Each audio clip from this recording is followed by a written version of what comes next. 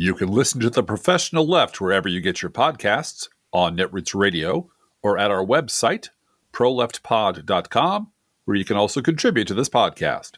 There is a PayPal button at our website, or you can mail us a letter and or contribution at P.O. Box 9133, Springfield, Illinois, 62791.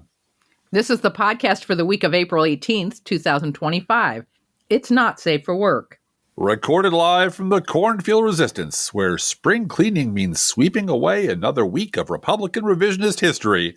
It's The Professional Left with Driftglass and Blue Gal.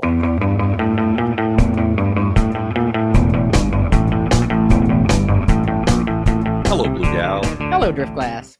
You know, based on how things are going, you all should know that one of our older fake sponsors has returned to the fold, and we'll be raking in all that fake money from that fake sponsor hand over fake fist. So you might remember this from years gone by. They're called Heritage Hole. Yes, Heritage Hole, your personal memory revision system. This is not Legacy Box. Do not sue us, Legacy Box. We're not Legacy Box. This Legacy Box guarantees to preserve your most precious memories intact forever, and they pay big-time podcasters actual money to say those things into a microphone. Instead, Heritage Hole promises to keep you your misremembered memories, your ideologically inconvenient past that you've misremembered, and burnish your brand new status as an independent, safe forever. I'm an independent. Exactly. And you'll see why they have returned to us in a few minutes. Yep. Now, the last time we got together, we talked about the importance of story. Yeah. And the most effective kind of propaganda is telling the same story over and over again with slight variations. So what are the stories that Democrats tell? Social Security is good. Medicare is good. Medicaid is good. Overturning Roe v. Wade is bad. Fairness is important. Tolerance is important. Climate change is real. For some reason, many of them want you to tell you that bipartisanship is important. Yeah. But there are other things like clean energy is the future. All kinds of different stories scattered all over the place. I love those stories. Those are excellent stories, and I love them. Most of them are good. I don't think bipartisanship is reading the room correctly these days. No. So I really love this analogy that Driftglass came up with this week, which is, let's think of liberals as the underpaid public defenders in the court of public opinion. Every day we walk into court with 100 case folders under our arm and then rifle through them to find the ones that are on the docket today. In the folder marked abortion rights, we have 100 pages of documentation on every angle of women's bodily autonomy and civil rights. Mm-hmm. In the folder marked voting rights, we have another 100 pages of evidence about Republican voter suppression, gerrymandering, etc. In the folder marked climate change, we have 1,000 pages of science. And we have Neil deGrasse Tyson on the witness list to explain science in layman's terms. We're awesome. We have all that stuff. We're prepared, and we're ready for court, and we've got the facts at our disposal, and we keep losing. Why is that? And this is the other half of the analogy, because the very well-paid opposing counsel from the Republican Party only ever comes to court with one folder with one piece of paper in it. And on that sheet of paper, there's a paragraph. And here's what the paragraph said. Those Democrats are dirty commie baby killing monsters who are to blame for everything. That everything in your life sucks is because of secret conspiracies carried out by liberals using the evil federal government. And since the George Soros-funded press is also controlled by the secret liberal cabal, every word that comes out of their mouths is a lie, and anyone who tells you otherwise is part of the conspiracy. And you know, you've heard that on Laura Ingram's show if you tune in. Mm-hmm. That's her entire show. Exactly. That is all of their shows all the time. Well, Laura Ingraham is particularly good at her entire show being about the left. Right. Correct. Indeed. So, but regardless, that is the story Republicans have been shouting through their huge megaphones for decades. Well, we've been shouting about abortion and clean air and clean water and climate change and all those things from our little tiny megaphones, which, again, I love those stories. But here's just one example from just one prominent Republican who you will remember and whose name you know. This is from United Press International, November 7th, 1990 and 4. Quote, White House officials and other Democrats expressed outrage Monday at Representative Newt Gingrich, Republican of Georgia, for putting a political spin on the tragic killings of two young brothers in South Carolina. Gingrich, during a weekend campaign stop, told a small gathering of supporters that the mother killing her two children in South Carolina vividly reminds every American how sick the society is getting and how much we have to change. I think people want to change, and the only way to get change is to vote Republican, Gingrich said. Gingrich's reference to the Susan Smith case set off a firestorm of criticism within the Democratic Party just one day before the voters headed to the polls, unquote. And, as you all know, thanks to the relentless, lying, bomb-throwing tactics of Newt Gingrich, and thanks to Rush Limbaugh blasting those lies out to millions of conservative talk radio addicts across the country, Republicans won that election by pretty big margins. For the first time in 40 years, Republicans now controlled both houses, and their first act was to make that scumbag Gingrich their speaker. And Gingrich's top priority was very simple: manufacture some pretext for impeaching Bill Clinton. That was the plan. And that was 1994. This is from November 1995, 30 years ago, from the Independent UK. Mm-hmm. Gingrich hits a new low in his moral crusade. Speakers blunder, fury greets repulsive attempt to link gruesome killings with debate over funding of the welfare system. Even by American standards, the murders in Addison, Illinois were horrific. Even by Washington standards, the response of Newt Gingrich was a classic of expediency and bad taste. Prosecutors said yesterday they would seek the death penalty for two men and a woman arrested at the weekend in connection with the murder of a pregnant woman and two of her children. Joe Burkett, one of the prosecutors in the case, said, quote, if a fiction writer was to ask to write the most horrible crime he could think of, he couldn't have come up with this, unquote. On Tuesday, Mr. Gingrich, the Republican Speaker of the House of Representatives, chose to see a moral in the story, a weapon in his battle with President Bill Clinton over Republican plans to slash welfare spending and ease taxes on the rich. You got that? I do. Let's talk about what the welfare state has created, he said, addressing Republican state governors in New Hampshire. Let's talk about the moral decay of the world the left is defending. And then he talked about these horrific murders. This happened in America. It happened in America because for 2 generations, we haven't had the guts to talk about right and wrong, unquote. Yeah, and as you've pointed out many times, if you want to just spend an entire afternoon reading the internet, just Google Newt Gingrich blames. Yeah, and I just did, Driftglass. And if you don't mind, I thought that these were, were erased from the internet. No. Newt Gingrich blames a dysfunctional Congress and an absent Biden for looming government shutdown. Newt Gingrich blames Nancy Pelosi for the Capitol riot. Newt Gingrich blames the elite 1% for a bad movie review of his Reagan movie.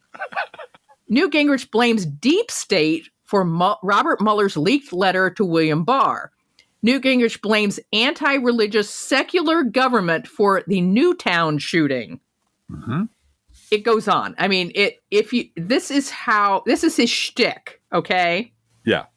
He reads the headlines, finds some incident of violence, generally speaking, that's in the headlines, and blames Democrats for it. Yeah. And that's how he gets on the Sunday shows, because he's talking about breaking headlines. Right. But his response to it is always the same. This is the left's fault. Yes. And it has worked for him. Oh, yeah. And I'll get back to the sort of the timeline of all of this in just a second. But I do want to mention that this is not just Gingrich. This is he's one example among really all of them. And he's the one that taught everyone else how to do this, too. Exactly. Yeah. Josh Hawley, I was listening to a review of Josh Hawley's book on manhood or being a man or being a man guy, be a dude.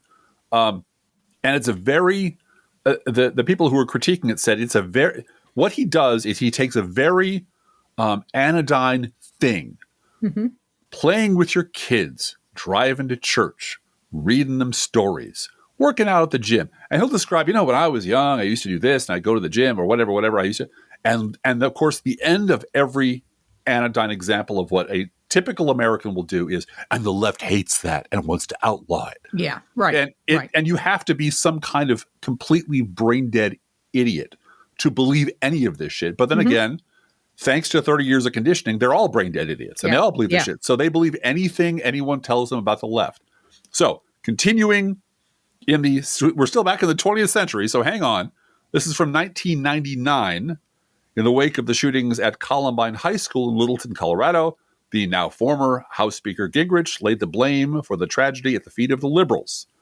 Here's what he said, quote, "I want to say to the elite of this country, the elite news media, the liberal academic elite, the liberal political elite, I accuse you in Littleton of being afraid to talk about the mess you have made and being afraid to take responsibility for the things you have done, and instead foisting upon the rest of us pathetic banalities because you don't have the courage to look at the world you have created," unquote.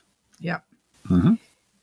In October 2006, after former Representative Mark Foley, Republican of Florida, was forced to resign over his sexually inappropriate behavior towards House pages, who, by the way, are underage, Gingrich declared that conservatives didn't act to stop Foley because they would have been accused of gay bashing by liberals. By us liberals, yeah. In 2007, at the Conservative Political Action Conference, that's CPAC, Driftglass. Do they have any harassment charges about closeted gayness and so forth there? I think they might. You should just slap yourself for saying such a thing. I'll just slap myself, right. Gingrich blamed the residents of New Orleans, 9th Ward, for a failure of citizenship by being so uneducated and so unprepared they literally couldn't get out of the way of a hurricane. Yep.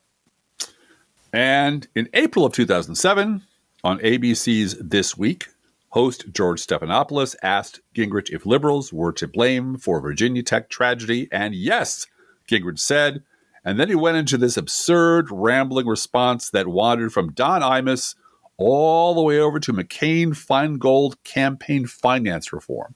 Because once you blame the liberals, everything else is just blah, blah, blah, filler. Yep.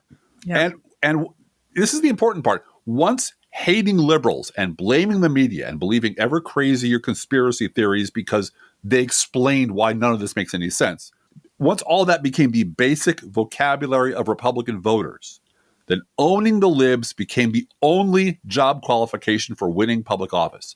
That's all you needed to do. Now, this is going to make some of our allies a little unhappy, but it has to be done, Blue Gal.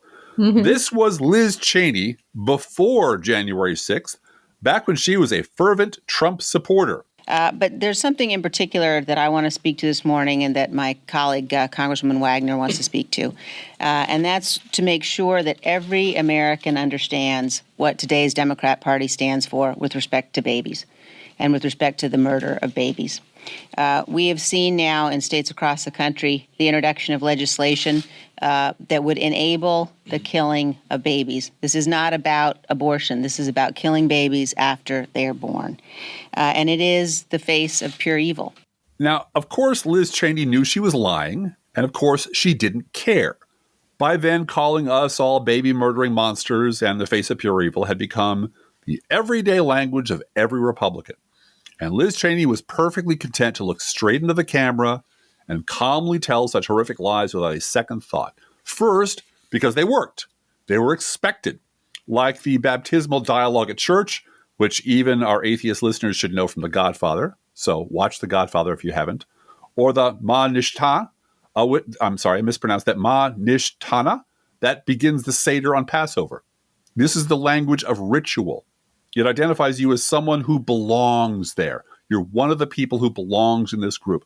That's the first thing. The second thing is, because like most Republicans, Cheney had never personally experienced any blowback from that kind of talk. Now, this is from Steve Bannon at MSNBC.com, October 15th, 2019. Note the date, 2019. Donald Trump has been president now for 3 years or for 2.5 years. 2 years, yeah. Quote, Liz Cheney, yes, that Liz Cheney, tries to connect impeachment to the crisis conditions in Syria.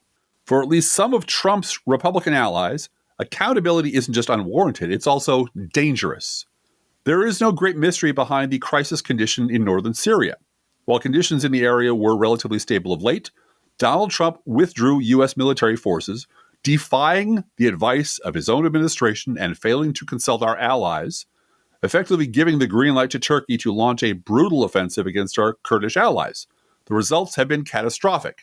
One of Congress's top Republicans argued yesterday, however, that House Democrats bear at least some of the blame for the crisis conditions.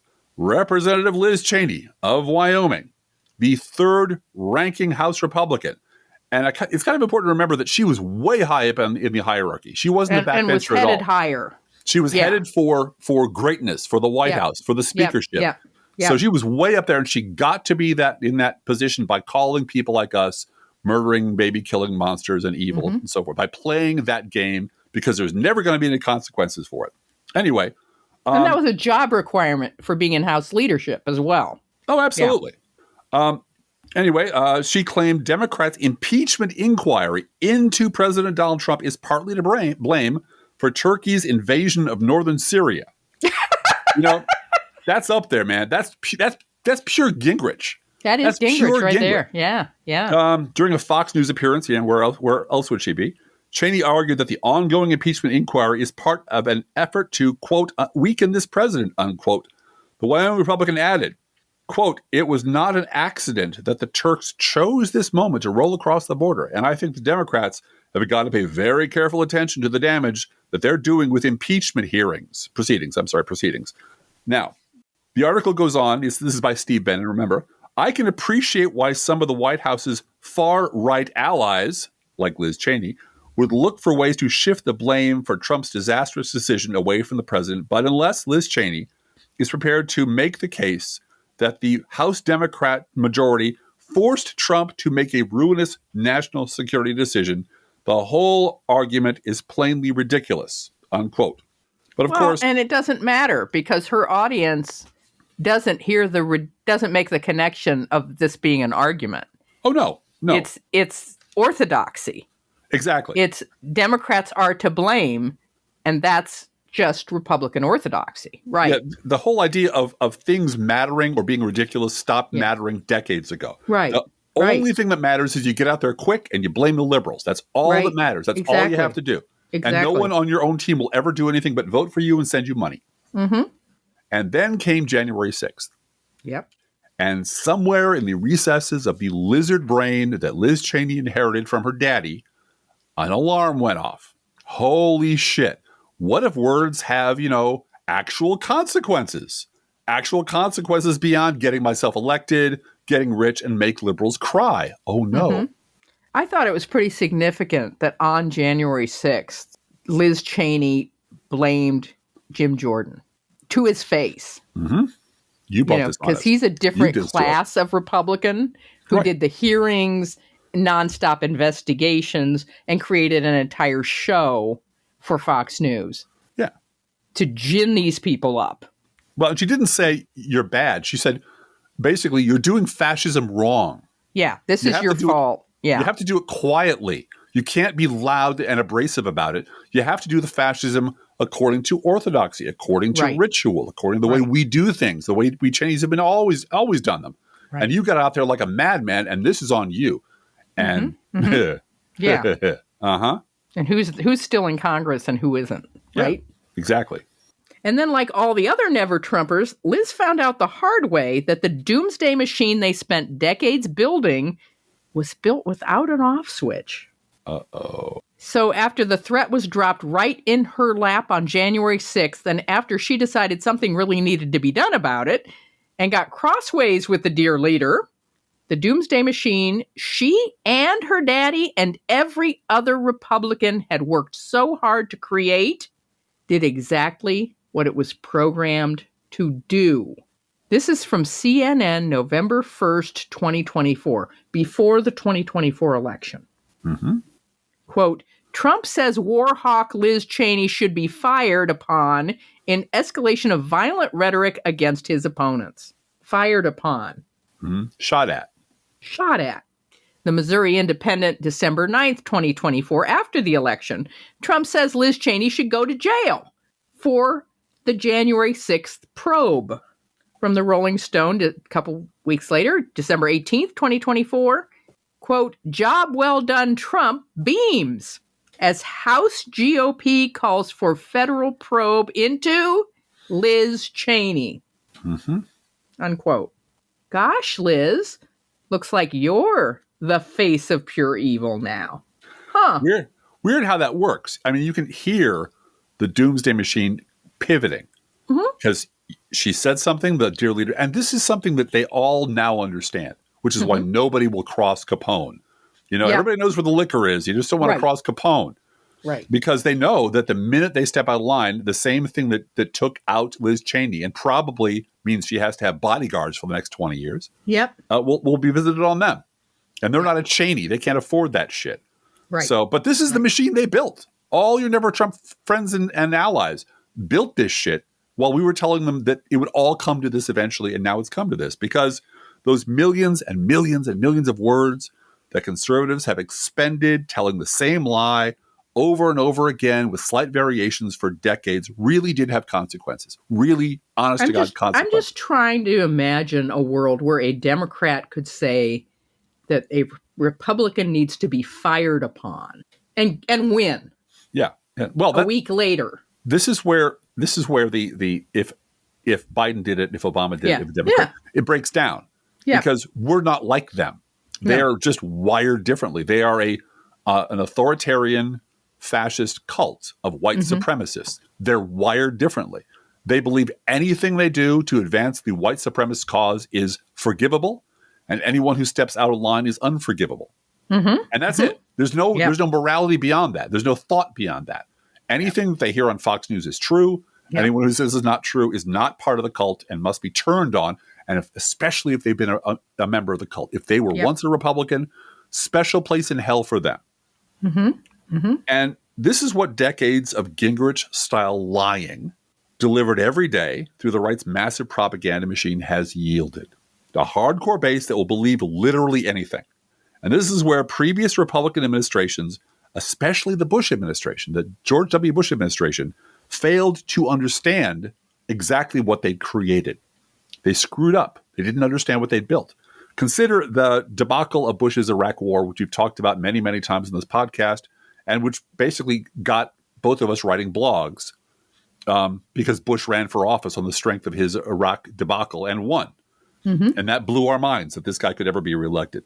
That failure, that catastrophic failure was humiliating for the millions of Republican voters and pundits who believed in all the lies and slandered people like us for doubting them and backed W all the way because they had to be right. They had to be right. And when it turned out they were wrong, they couldn't stand it.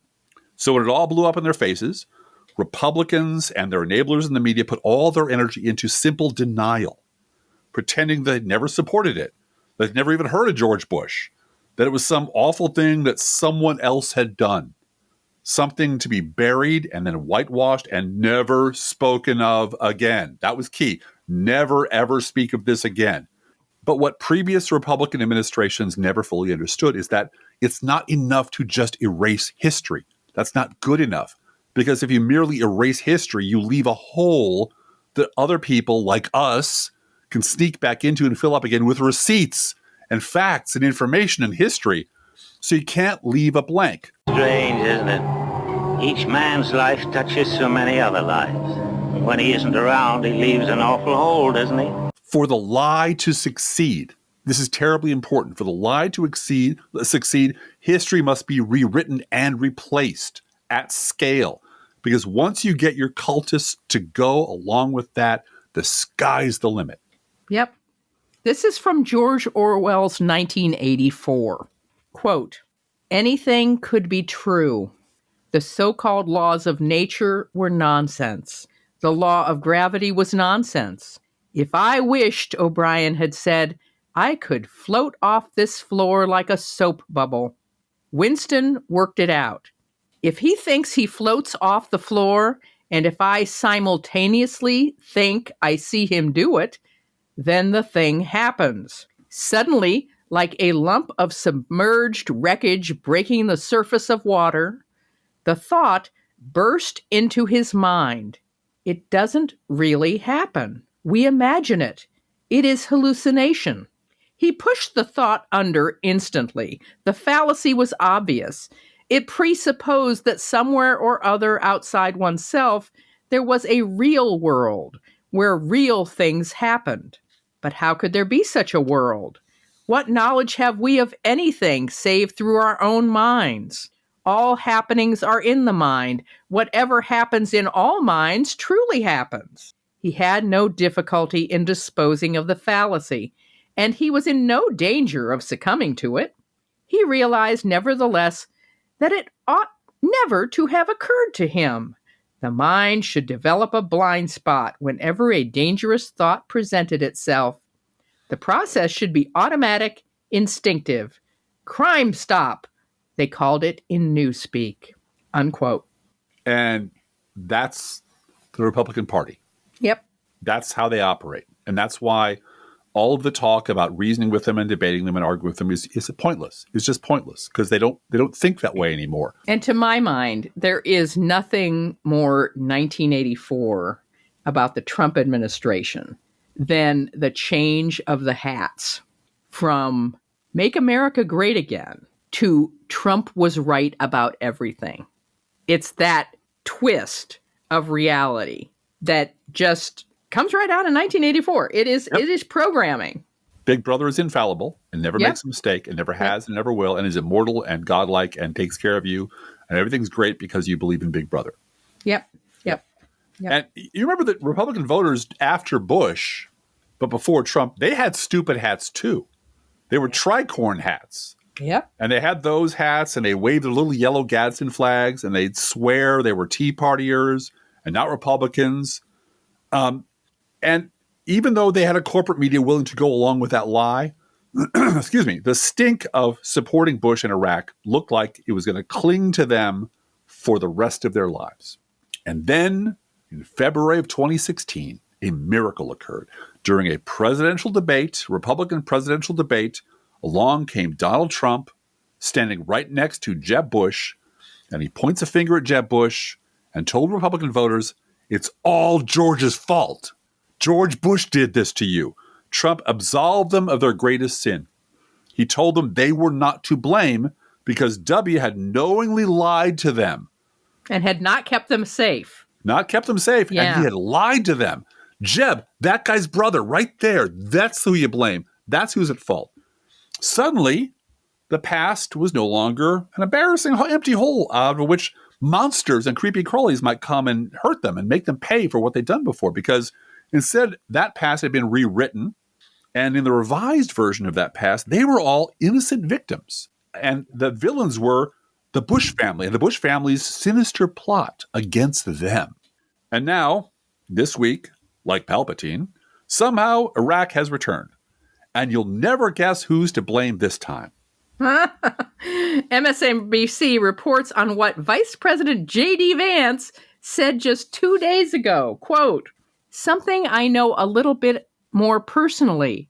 I think a lot of European nations were right about our invasion of Iraq. And frankly, if the Europeans had been a little more independent and a little more willing to stand up, then maybe we could have saved the entire world from the strategic disaster that was the American-led invasion of Iraq, unquote.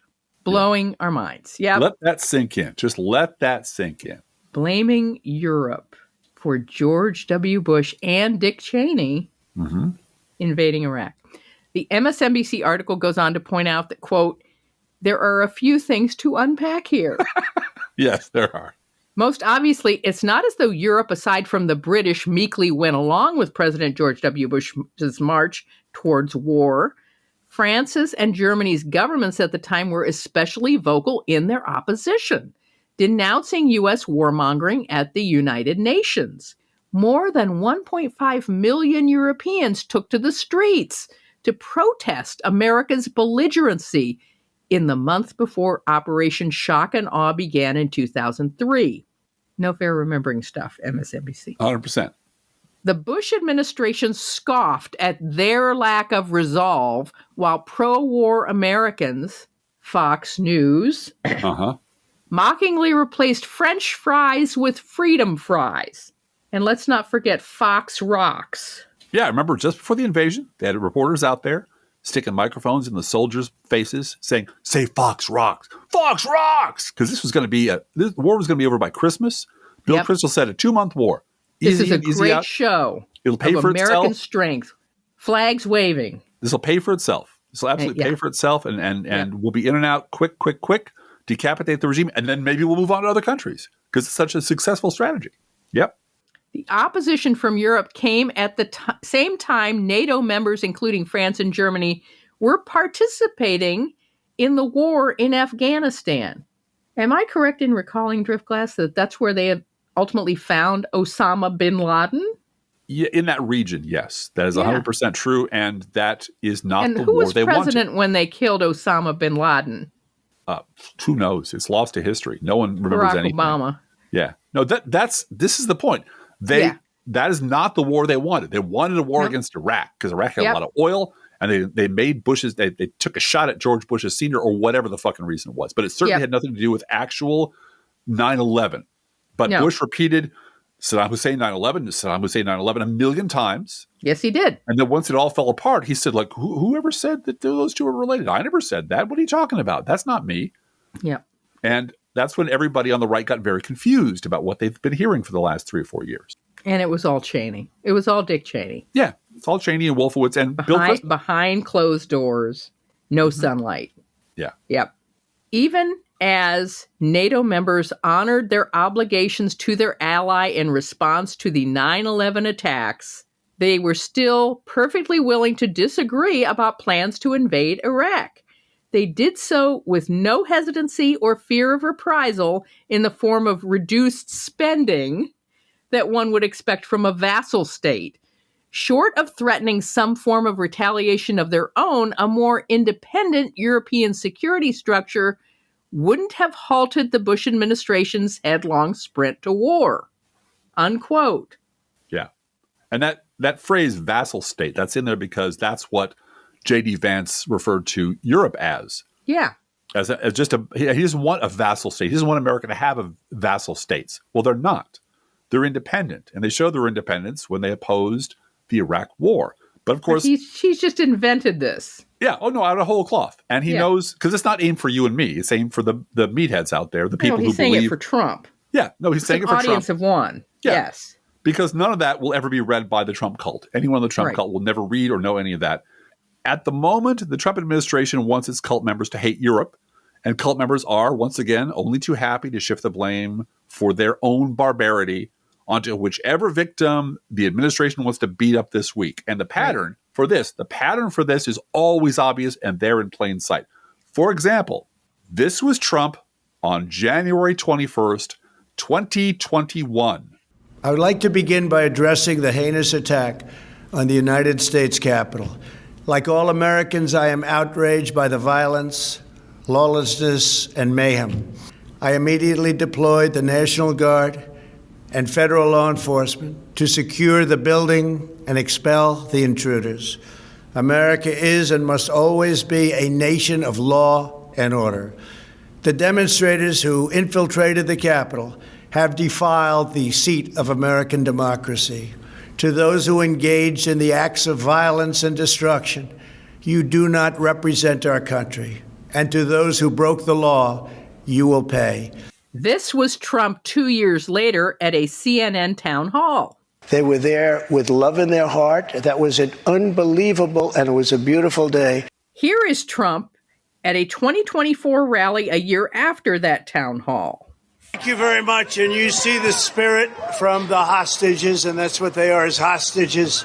They've been treated terribly and very unfairly, and you know that, and everybody knows that. And we're going to be working on that soon as the first day we get into office. We're going to save our country, and we're going to work with the people to treat those unbelievable patriots, and they were unbelievable patriots and are You see the spirit, just cheering, they're cheering while they're doing that, and they did that in prison, and it's a disgrace, in my opinion. And from NPR, January 30th, 2025, quote, on his first day in office, President Donald Trump granted clemency to every person charged or convicted for their role in the January 6th, 2021 attack on the U.S. Capitol, even those convicted of violently assaulting police officers, unquote. Yep. So now there's no longer any uncomfortable empty hole or question mark where January 6th used to be. Now the past has been rewritten to be entirely consistent with Republican mythology. The insurrectionists are now innocent patriots who were cruelly abused by who, Blue Gal? By evil liberals. Driftglass. Evil liberals who were in charge of what, Blue Gal? The evil federal government. Evil, yes. And since this is now official history, the next part shouldn't come as a surprise to anyone. From Politico, April 8th, 2025. This is from the Department of Justice. Quote, some January 6th defendants should be repaid money they sent to Congress. Prosecutors say those whose convictions were wiped out are entitled to reimbursement of the restitution they paid, unquote. They paid restitution because they damaged the building. Yeah, but now they've been pardoned, and they're all patriots now. So, fuck you, liberals. They should get that money back, because they didn't damage the building, because dear leader said so. And this follows the logic. Well, if they're all innocent angels and they're all completely hostages and being held by evil liberals, then of course they should be paid back. Don't you think that's only fair now that they're innocent people, Blue Gal? Isn't it only fair that they be paid back the money that we robbed from them in the form of restitution? Goodness gracious. This is madness. But once you have a cult that will believe literally anything, and you have the political power to enforce this madness, then you have Chicago under Capone. Except the mob boss is now heading up the federal government. And speaking of the January 6th attack on the Capitol, who out there can identify this quote, which a J6 insurrectionist sent to a friend? Quote, those who betray or subvert the Constitution are guilty of sedition and or treason, are domestic enemies, and should and will be punished accordingly. It also stands to reason that anyone who sympathizes with the enemy or gives aid or comfort to said enemy is likewise guilty. I have sworn to uphold and defend the Constitution against all enemies, foreign and domestic, and I will. And I will because not only did I swear to, but I believe in what it stands for in every bit of my heart, soul, and being. I know in my heart that I am right in my struggle. I have come to peace with myself, my God, and my cause. Blood will flow in the streets. Good versus evil. Free men versus socialist wannabe slaves. Pray it is not your blood, my friend. Unquote. He also denounced government officials as fascist tyrants and stormtroopers and warned, quote, all you tyrannical motherfuckers will swing in the wind one day for your treasonous actions against the Constitution of the United States. Remember the Nuremberg war trials, unquote. Mm-hmm. So very much all about the Constitution, swearing to uphold it, and threatening violence. And the evil federal government behind the whole evil federal thing. Government. It's straight out of, you can just hear a J6er saying that, except they all do sound like this. Newsmax sounds like this. Steve Bannon sounds like this. Hate Radio sounds like this. A-list MAGA podcasters, God help us, sound like this. Fox News regularly valorizes people who sound like this. The Constitution. Hard to pick out just one voice from the chorus of all the people who sound saying like that this. Anyone unlike dear leader and unlike Republican Trumpers is violating the Constitution, right? Committing treason is treason, and there's only one punishment for treason, Blue Gal. Yeah. Now, this was, we're ashamed to admit, a trick question. But it's there for a purpose, because it's not from a J6 insurrectionist at all. It's not from a... You made me lie to our listeners. I made you lie to our listeners in a good cause. It's not a MAGA podcaster. It's not Steve Bannon. It's from a terrorist named Timothy McVeigh, who murdered 168 people when he blew up the Alfred P. Murrah Federal Building in Oklahoma City, Oklahoma. And we're bringing it up today because this, the deadliest attack of domestic terrorism in U.S. history, took place on April 19th, 1995, 30 years ago this weekend. Mm-hmm. And this is a short excerpt of what I wrote on my blog 20 years ago on the 10th anniversary of that terrorist attack. Quote, on April 20, 1995, it became unambiguously clear where the demagogues and swine were leading your party and the terrible price tag that came with it. You've had a decade to excise the cancer that you and only you allowed to grow inside your party, and you didn't do it. Instead, you chose to water it, to feed it, cultivate it, and harvest it. You encouraged the carcinoma to blossom and metastasize, and because you voluntarily chose to do this, you have accepted Tim McVeigh as your child, and Eric Rudolph as your child, and Randall Terry as your child, and Fred Phelps as your child, and Ann Coulter as your child, and so many more, so many, many more. You're obviously very proud of what your children have accomplished. If not, you would have acted otherwise. So embrace them, unquote. Mm-hmm. At the time, conservatives lacked propaganda machinery of sufficient reach and power to rewrite McVeigh's terrorist attack into something other than what it was, years of Republican-stoked rage and paranoia, manifesting itself in a madman detonating a truck bomb under a federal building. So it got the Iraq War treatment. It was bad, very bad. Let's move on. Yeah, let's move on. Let's move on. But here in 2025, the official government position is that the January 6th insurrectionists were heroes and patriots and deserved to be compensated, not incarcerated.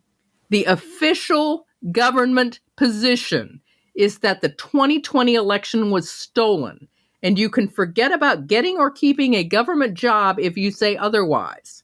The official government position is that innocent people, U.S. citizen or otherwise, can be snatched off the street and rendered off to foreign gulags that your tax dollars pay for, that the law and court orders can be ignored if the dear leader feels like it.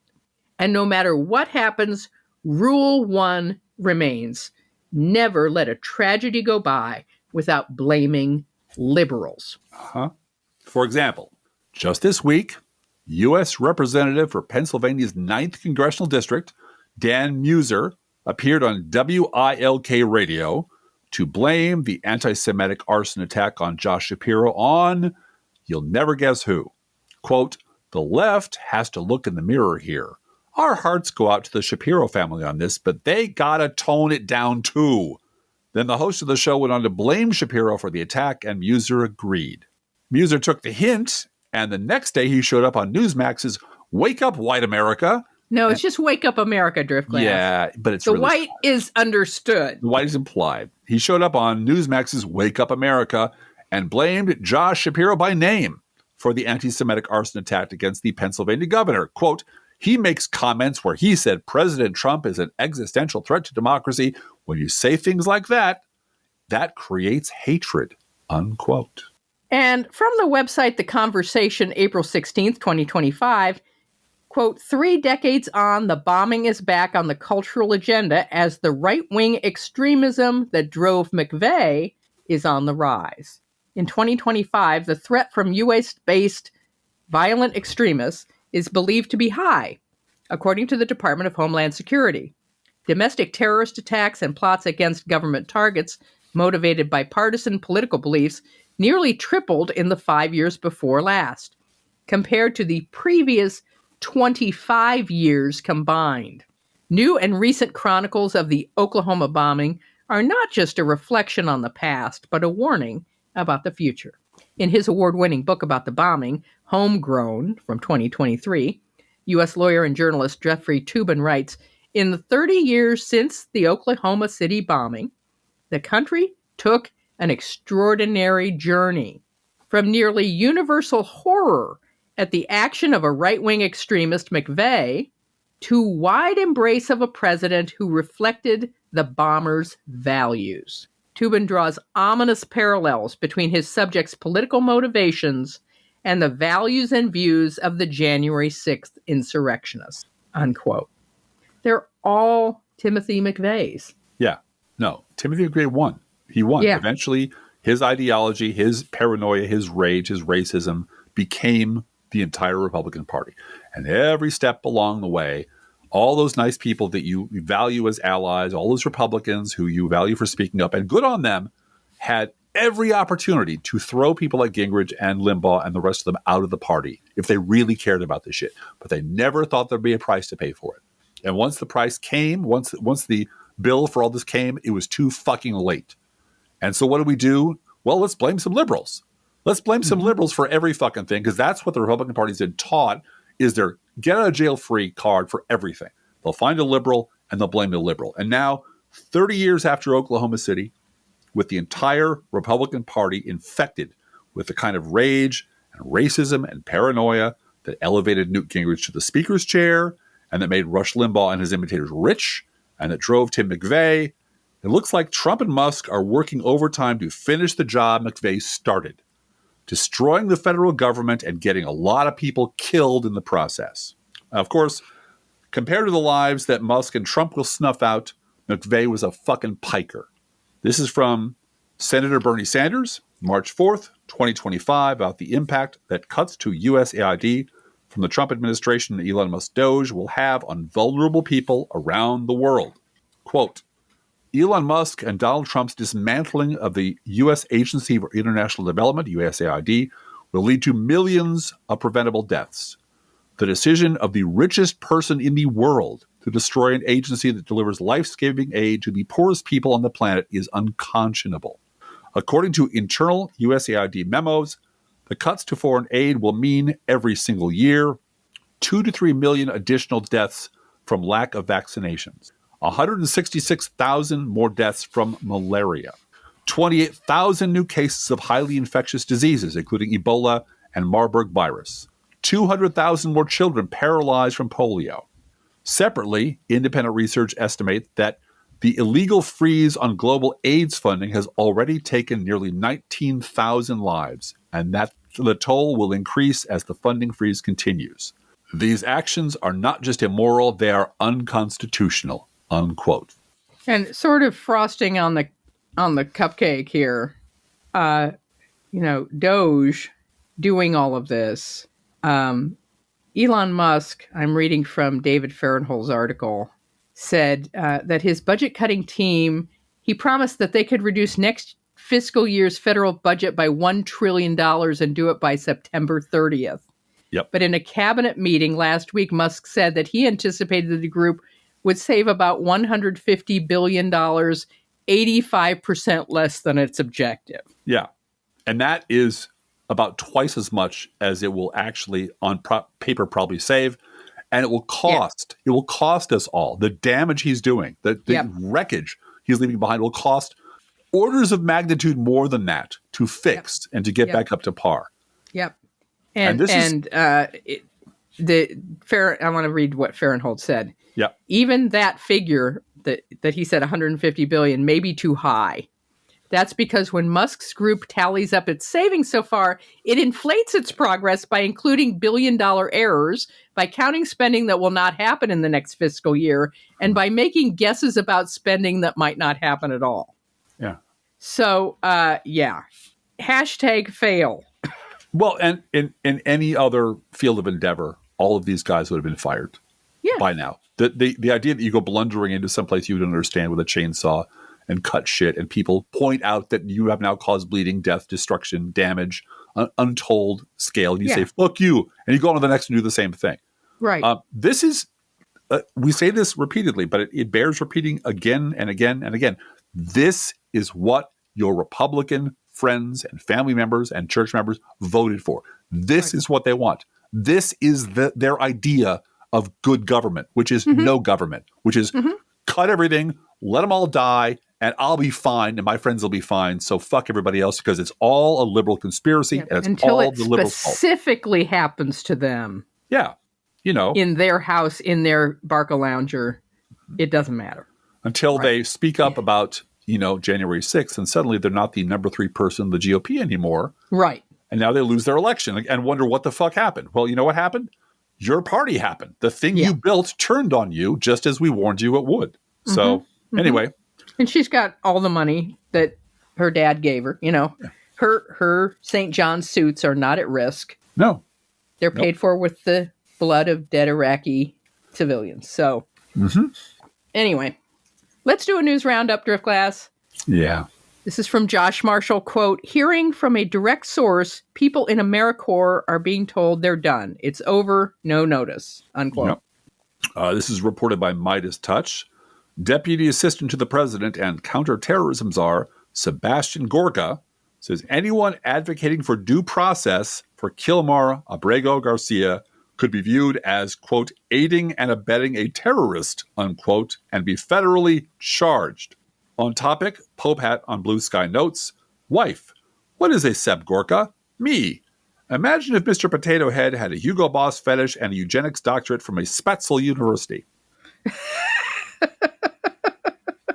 From Raw Story, U.S. Naval Academy Library yanks Maya Angelou's memoir and keeps Mein Kampf. The ACLU is suing the Defense Department over book bans.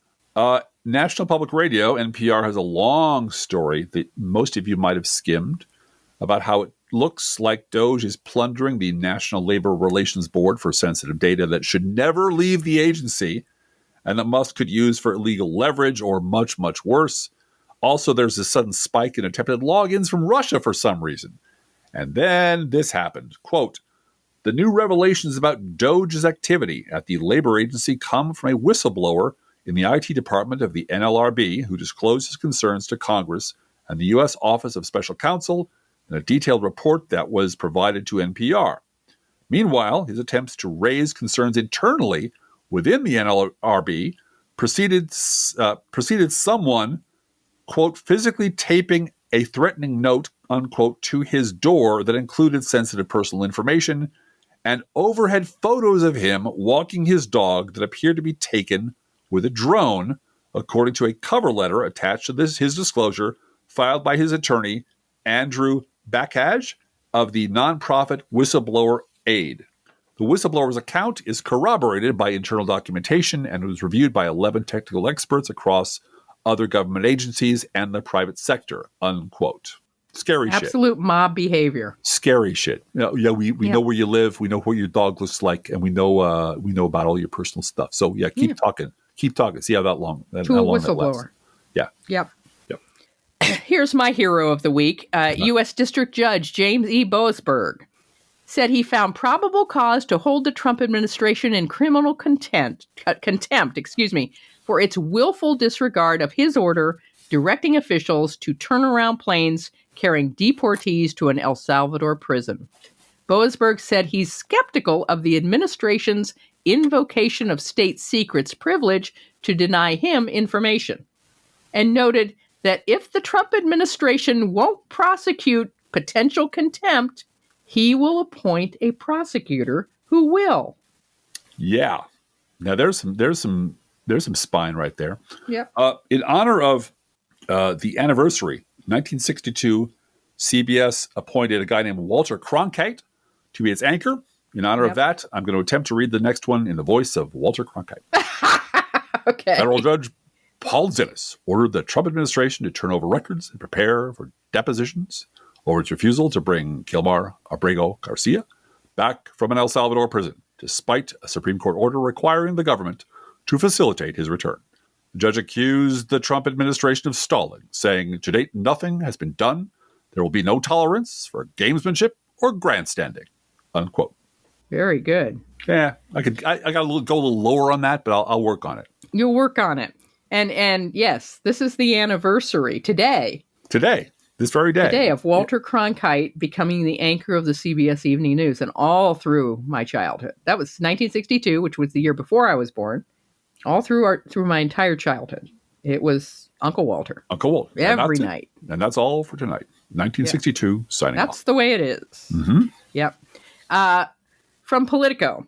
California sued to block Trump's tariffs, calling them illegal and economically destructive. Governor Gavin Newsom and AG Rob Bonta argued that Trump overstepped by using the International Emergency Economic Powers Act, a law, by the way, that doesn't even mention tariffs, to impose sweeping import taxes without Congress.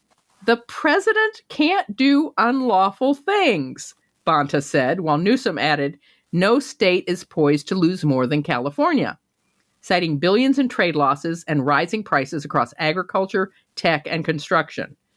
Where the hell is Congress? Newsom asked. Do your job. Fed Chairman Jerome Powell warned that Trump's tariffs are significantly larger than anticipated and highly likely to drive up inflation while slowing growth. Oh, it's a twofer. Isn't that great? Trump sent a furious Truth Social against Powell at 3:12 in the morning.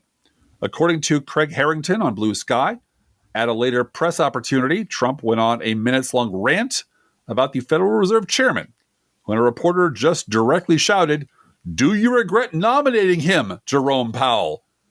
It took Trump a couple of seconds to reset and ramble his way into something else. Yeah, he appointed Jerome Powell because Jerome Powell's a Republican. No, the past, honey, the past. The past. Don't bring up the past. He's a liberal plant. I only appoint the best people. It's all an illusion. Right. Yep.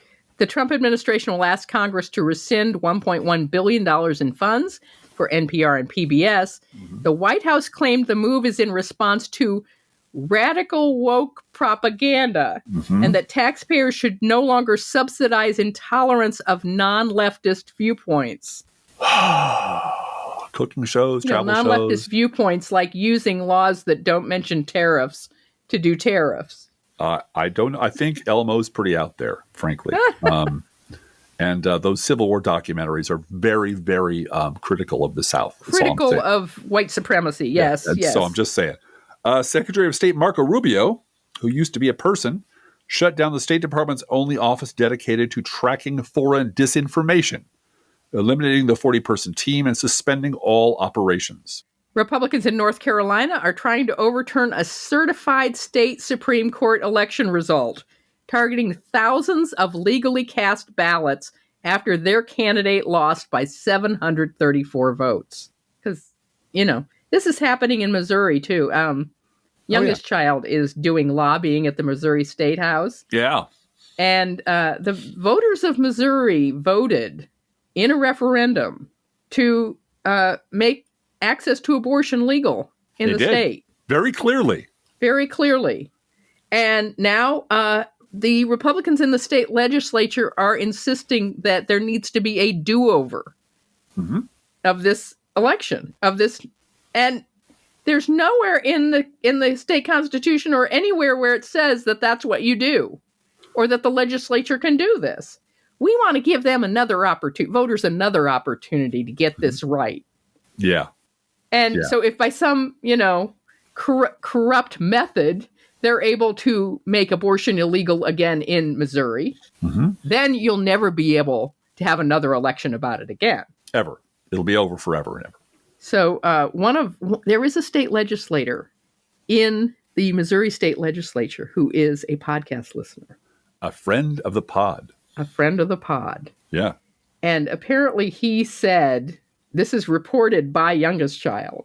He said on the floor of the House or in the committee, I can't remember which one, but something to the effect of, if your lawyer tells you that a do-over is legal, you need to check with that lawyer to make sure they pass the Missouri bar.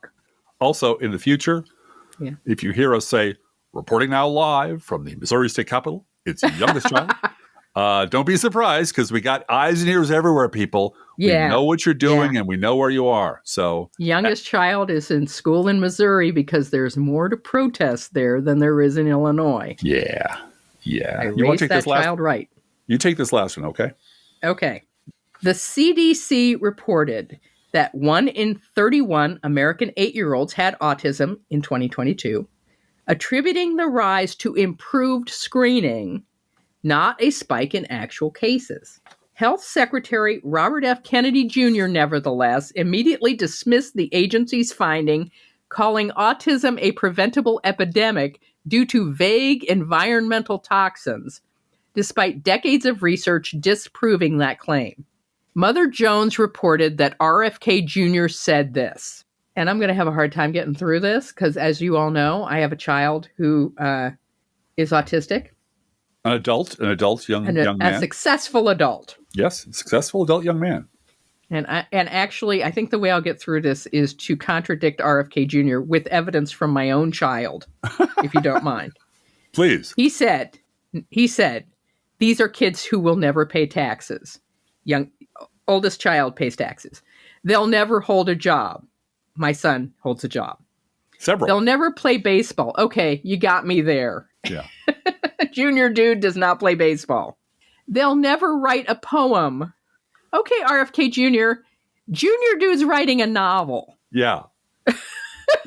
And he did awesome journaling, and he's written television commercials. He's written scripts. And so shut up. Yeah. They'll never go out on a date. Wrong. Absolutely wrong. Junior dude goes salsa dancing on Friday nights.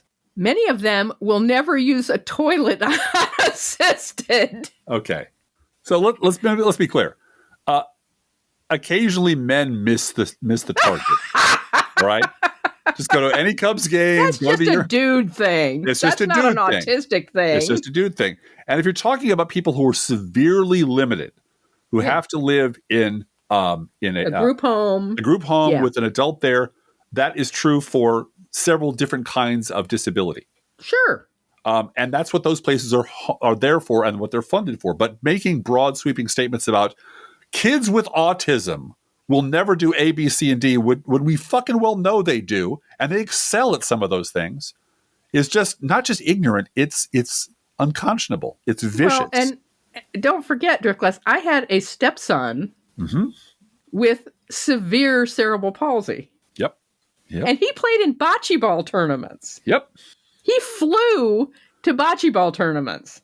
And let me say that, he was nonverbal. He had a tube to eat. He had a tube to pee. He had every disability. He really was severely compromised. Right. And he played bocce ball.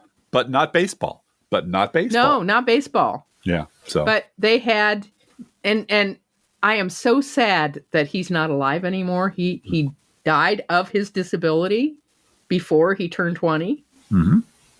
The extent to which technology has exploded for people with that condition, to the point of, computers speaking for you and being able to, he had a button that was like on a rack that was next to his forehead. Right. So because he had control over his forehead.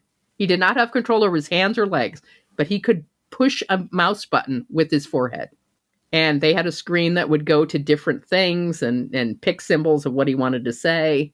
And he would, when it got to the thing that he wanted to say, he'd bump it and say, I love you, or say, I'm thirsty, or whatever it was.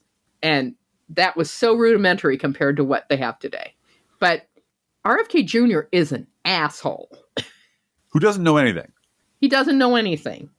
And saying we have to recognize we are doing this to our children is just shitting on every parent of an autistic person who has worked so hard for so many years to help their children be able to function and have celebrated their children's abilities. Uh-huh. That's what I do. If I have advice for anyone whose child is newly diagnosed with autism, it is celebrate every victory. All the time, every day. Quarter steps, half steps, full steps. Every day you celebrate what your child can do. Mm-hmm. Also, don't spend the college money because these kids are smart. So, Laura Newsom, who is no relation to Gavin Newsom on Blue Sky, speaks for all of us when she replied to this crap from RFK Jr. Quote, how surprising that a heroin addict with a dead worm in his brain thinks ODing kids on vitamin A to prevent measles instead of just getting the MMR vaccine would have an idiotic take on autism. The end. The end. And I just want to mention, again, not having to do with this specific stupid thing that RFK Jr. said, but he is part of that cluster of people who will get people killed. Yep. in numbers that are orders of magnitude greater than Tim McVeigh could ever have dreamed of. Yeah. And now it's part of the plan. Now it's how we govern now. Now it is federal government policy. Exactly. Fuck these people. Fuck these people. Each week we post to our Patreon page and website an internet kitty sent in by you, the listeners. Everybody take a deep breath. Yeah. And let's enjoy somebody's pet. Somebody's pet who is adorable. Who's so cute. This week's internet kitty is a dog, Zeppo the mini Aussie. And we love Zeppo because, of course, we had a cat named Zeppo. Zeppo moved from Chicago to Springfield. Actually, they were at the castle. Zeppo lived at the castle for a while. Was born in the castle. Is that right? That's right. And I didn't realize it. Didn't realize it at the time. But yes, Zeppo was born in the condo that Driftglass lived in Chicago, known as the Castle. And Zeppo moved down here before Driftglass did full time, actually. Yeah. We felt it was better to have the cats down here. And Zeppo was a good old cat. And Zeppo the mini Aussie is a sweet, silly dog. And of course, Zeppo the mini Aussie eats freshly poured dog food, our fake sponsor. Whether you serve pet store perfection or dollar store dreck, your dog will sit on the kitchen floor and demand that the food they eat is only freshly poured. Freshly poured, freshly poured. Oh my Lord, it's freshly poured. You can visit Zeppo the mini Aussie at our Patreon page or website. And you can send your internet kitty, dog, or other pet to us at our email address, proleftpodcast@gmail.com, where you can also write to both of us. Feel free to write us. We love hearing from you. Be aware that if you write to us at any of our addresses, we reserve the right to read your email or U.S. Postal Service, go Postal Unions, letter on the air unless you say otherwise. This is the part where I remind you not to forget about our gourmet coffee guideline. Because if you can afford to buy an espresso-based beverage for yourself, especially given the tariffs and the fact that coffee costs $900 a cup, buy one for us. And you don't even need to spend $5. That's all we're really asking. This isn't charity. This is our job. So if you can spare $5 a month, please spare $5 or more a month at patreon.com/proleftpod. Please also, if you can, share that show of ours on social media. And if you love this podcast, please get someone else to listen. And thank you so very much for doing that. Hey, Driftglass, how are the internet kitties doing this week? Blue Gal, the internet kitties want to wish everyone a happy Easter and thank everyone working hard to resurrect democracy. Let's think about living. Think about living. Let's think about loving. Think about loving. Let's think about the hooping and the hopping and the popping and the lovey-dovey. Let's forget about the wine and the crying, the shooting and the dying, and the fellow with a switchblade knife. Let's think about living. Let's think about life. The Professional Left podcast is recorded under a Creative Commons license. Copyright 2024-25, GGBG Productions.